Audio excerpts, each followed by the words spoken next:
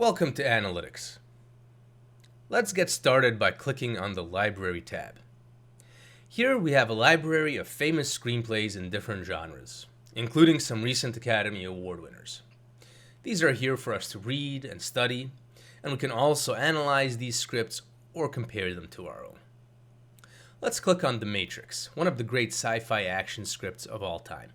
I'm using this as an example since most people are familiar with it, and we can view it in the library, but we'll make a copy that's stored in our scripts by clicking the prompt on top of the screen. Now that we have a script open, we can begin to use our analytics. Let's click on the overview. We can immediately see our top characters and some cool info about what comprises this script. We can see how the story builds, the action rises in the third act, the characters speak less, there are more scenes per page, and action takes center stage. It's also interesting to note that Tank and Cypher, a couple of supporting characters, take 4th and 5th in the dialogue blocks, behind Trinity, Morpheus, and Neo. You would think it's Agent Smith, but it's not, which carries some significant implication. Like, our villain doesn't have to speak very often. So let's click over to Structure to continue. We see a lot of options here. On the left is the list of our scripts and also access to the library so we can compare scripts just by selecting them. Then we have a lot of different metrics and lots of different ways to display these metrics.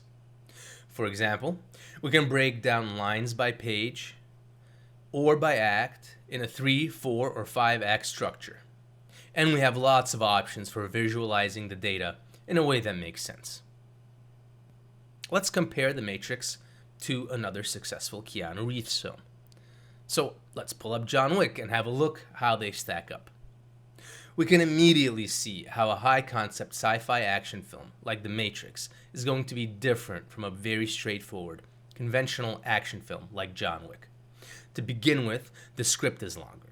The Matrix is world building and developing a more sophisticated setup, but what's really interesting is that the 4th and 5th acts of both scripts end up looking very similar. Both have more than 3 scenes per page. So, if I'm looking to write a really exciting, fast-paced ending for an action film, between 3 and 4 scenes per page is probably going to be a really good guidepost. We're just scratching the surface here, as you can see.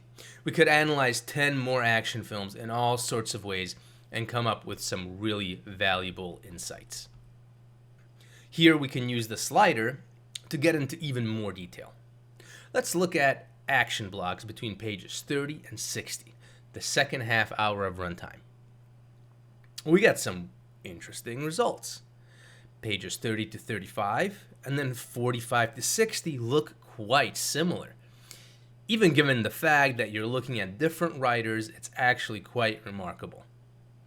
If we're having a hard time with the middle section of our action script, it could be really useful to read these pages and see how these successful writers take us in and out of the second half hour of their scripts. So, I hope you're beginning to see just how powerful these analytics are and how much more useful than some vague set of notes from a reader. So, thanks for listening. I'll see you in the next video where we talk about character analytics.